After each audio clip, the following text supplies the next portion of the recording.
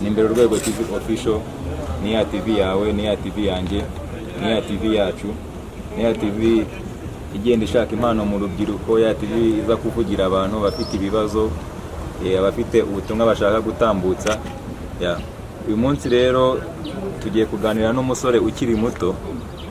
Ni umusore dusanze mu igaraje ahamenyerewe nka Majerwa Uruyenzi. Ni umusore bigaragara ko ari umukanishi, ariko dushaka kuganira nawe akatubwira ese ubuzima bwe bumeze bute, uburyo yajemo hano, uburyo abayeho. Muri rusange turatangira twibwira amazina. Witwa nde? Ishakiye Emmanuel. Utuye hehe? Iwacu bwite ni mu mudugudu wa Rwankeke, akagari Kabara ka Ngoma, umurenge wa Nyamiyaga. Umurenge wa Nyamiyaga. Tugusanze hano, uhakora iki? Uwo mukanishi ko hano ari mu igaraje cyangwa hari ibindi ukoramo? Naje hano nje kwiga ibintu bya mekanike. Naje hano nje kwiga ibintu bya mekanike, ariko ubusanzwe nyine nabaga iwacu mu Nyamiyaga, ariko naje kwiga hano muri mekanike nanjye kuko nakiteza imbere. None wabaga muri Nyamiyaga, niho wakuriye? Wahavuye ufite imyaka ingahe? Nahavuye mfite imyaka 16, ariko cyatumye mpava ntabwo mu buzima bwanjye ntabwo narize, ariko ntabwo nize cyane kuko data ntacyo nigeze adufasha, ntabwo yaturihiriraga, nta n'ifomu twabonaga, nta makayi, ibintu byose mbese umva ko ntacyo adufasha. We n'abavandimwe bawe ubwo ntacyo nabafashaga? Mwarabanaga se akanga kubafasha mubana, cyangwa ntabwo mwabanaga n'ubundi? Ntabwo twabanye, twaragiye tujya kuranga twibera kwa mukecuru ubyara mama, baradufasha tubaho ubwabo turakura, ariko data nyine nta kintu adufasha. Byumvikana ko mwarezwe na mama wanyu ari we mubana gusa, papa wanyu nta kintu abafasha. Ubwo inshingano zose yarazihariye mama wawe? Ubwo mama wawe ni nawe wakwishyuriye kugira ngo uze kwiga hano mu igaraje? Umuvandimwe we niwe wadufashije, yaramfashije kwiga hano, abaye n'abakomeza amashuri asanzwe, ariko data avuga ko nta kintu adufasha. None papa wawe ahantu aba ujya ubasha kumugeraho cyangwa ntabwo wenda unamuzi? Papa ndamuzi, ariko ndanamugeraho nta kibazo, ariko ikibazo gihari ni uko nta kintu adufasha. Nagiye no kwa mudugudu, tugiye murega ngo ature ubutabera, yagira kwa mudugudu nyine arabasuzugura, yanga kwitaba, njya ku buyobozi bw'akagari naho yanga kwitaba, bose birananirana nyine, njyana ku rwego rw'umurenge nabo ntabwo bari bafasha, ariko bansabira bakamufasha. Uravuze uti nagiye mu buyobozi bw'umudugudu, mu kagari no mu murenge ntihagira ikintu bamfasha. Ubwo wari ugiye kugira ngo wenda utange ikirego se babaze papa wanyu impamvu atabafasha, cyangwa ni ikindi kirego cyari kikujyanyeyo ariko gihuye n'icyo ngicyo? Nicyo kibazo, njye mukuru nabarizaga abavandimwe banjye, babariza ko kuki batiga, kuki ku ishuri babirukana, kandi dufite umubyeyi watubyaye akadufashije, ntacyo nigeze adufasha. Ubona se afite ubushobozi wenda ku buryo abyirengagiza nkana, cyangwa nuko nawe wenda nta bushobozi afite bwo kuba yabarika? Ubushobozi arabufite, afite imirima arakodesha akanahinga, n'inzara ayifite abamo, nta kibazo. Yazanye undi mugore cyangwa aracyari wenyine? Nta mugore yazanye, aribana, ariko nubwo yibana ntabwo agira uburenganzira, ntatubariza rwose. Ubwo umurenge ugijeho icyo kirego bakubwiye bate? Umuyobozi w'umurenge yambwiye ko agiye kubikurikirana akamfasha. Umunsi bari bamaye wararangiye, ambwira ko zongera amategereza akambwira akamfasha.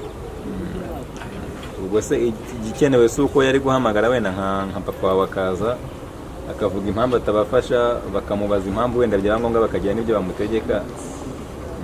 None se abana muvukana mwese muranditse muri irangamimerere igihe, cyangwa ntabwo bamwanditseho n'ubundi? Irangamimerere ni njyewe wanditse, abandi ntabwo banditse, tubayeho nyine gutyo, twari mu buzima bubi, ariko twagize abavandimwe ba mama babashije kubafasha. Niba babashije kubafasha, ukaba nawe warabashije kuza ukiga mekanike, ari nabyo ukirimo n'ubundi uracyari kwiga cyangwa watangiye gukora? Ndiga, ariko nkanakora. iyo bibaye ngombwa ubonye nk'ikiraka nacyo uragikora. Eh, ubwo wagikora, ubwo niho wita kugira inshingano zo kuba wafasha abavandimwe bawe, ubwo ni wowe mukuru. ni njye mukuru. Inkweto zishaje hari umwana akambwira ati muvandimwe inkweto zirashaje cyangwa se na mama nawe akamufasha, kwa muzehe bakamufasha. Kumva ko mbese baradufasha n'ababyeyi, ubwo nibo babyeyi ko data numva yanze kuba umubyeyi wacu.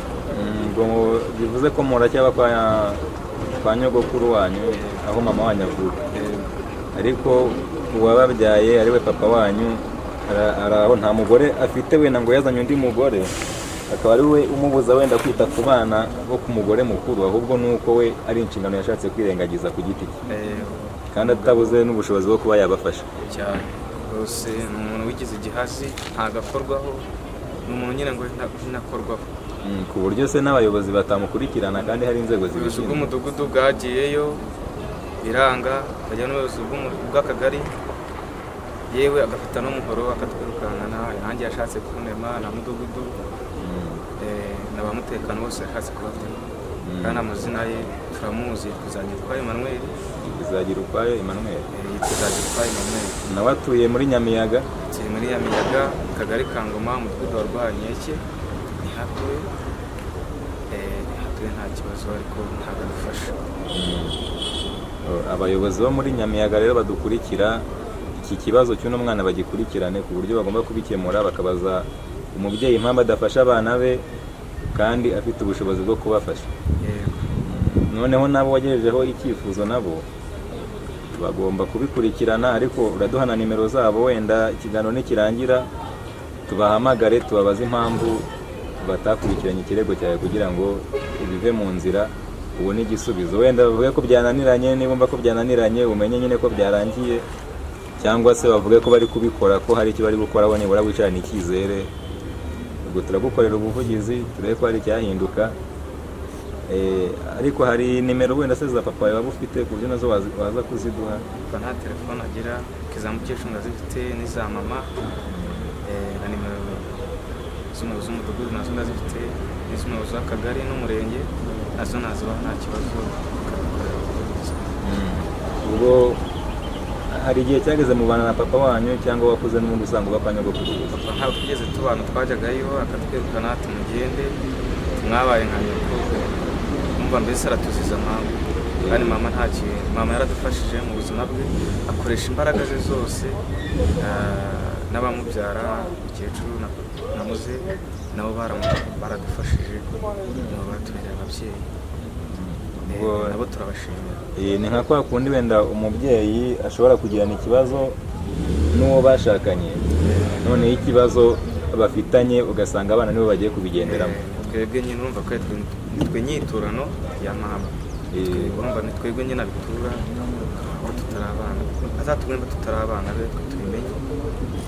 Atuye na mituweli ntayaduha, urumva tubayeho mbese tubayeho mu buzima bubi, ubwo kurwara gushaka umuntu wifuza murimenya muri make. turimenya ukayadata tubarize impamvu ataduha mituweli cyangwa se impamvu atadufasha, ntadufasha.